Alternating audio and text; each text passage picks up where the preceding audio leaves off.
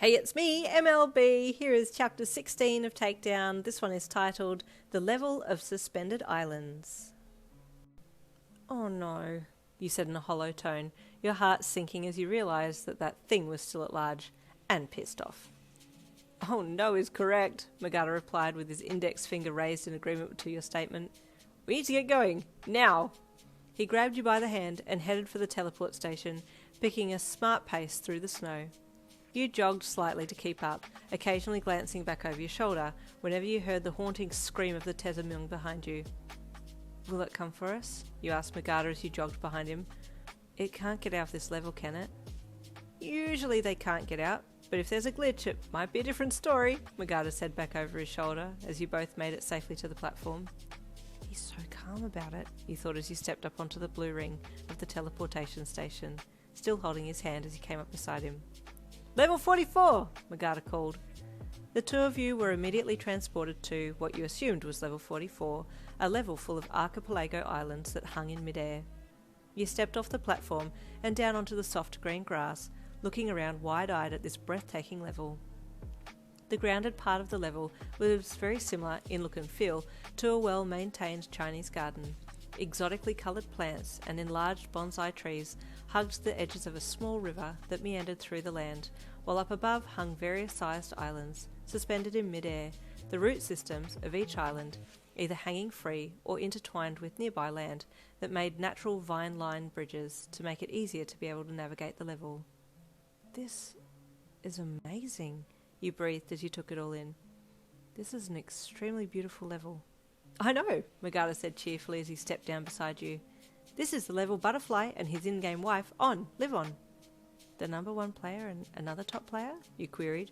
That's them, Migata replied with a smile. I'm hoping they're home, so we can talk to them about Tezamung. But if not, Butterfly did say that if I ever needed somewhere safe to stay, I could come to his house. And I think now is a perfect reason to need a safe place to stay, he said with a bright chuckle. I'm really sorry, you said sadly, hanging your head in shame. My brash actions caused the demise of your house. I already told you, it's not a problem at all. It just means I get to buy another house on a different level, he said with a genuinely kind smile as he looked down at you. He's so positive. Not once has he told me off, which he should have, especially since I completely ruined his house, you thought as you looked from him back down to the ground. Migata started to move, and so you followed him as he headed for a vine ladder nearby.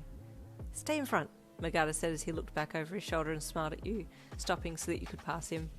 If you fall, I need to be able to catch you.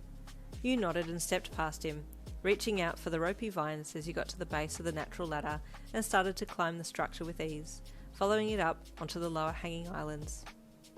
Do these islands ever fall? You asked Migata, calling back to him over your shoulder. Not that I've seen, but the smaller ones do tip to the side if something heavy lands on them, he said with a chuckle. Hey, someone I used to be close to was a beast tamer, and she tamed one of the larger creatures on this level, and discovered that if she made it land on a small floating island it would tip over. You cracked a smile as you climbed, imagining an island tipping over. She set herself a goal to tip as many islands as possible, Migata continued. What's the point of doing that? You thought as you shook your head. I guess sometimes you just do things for fun and they don't need to have a purpose.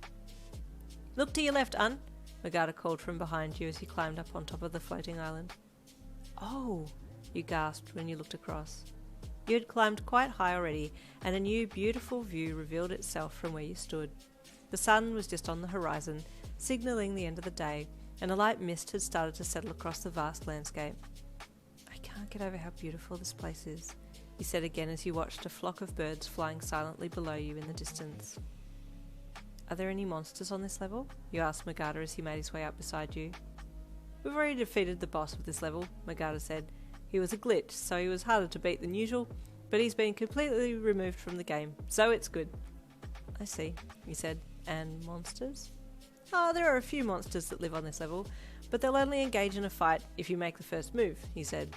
There's an extremely large pterodactyl that lives near Butterfly's house that has a short fuse, he added with a chuckle, and none of us are game enough to take it on, so we've just left it.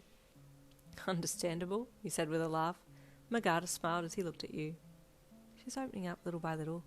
She'll laugh openly a few times now, he thought with a soft look on his face. Well, shall we continue?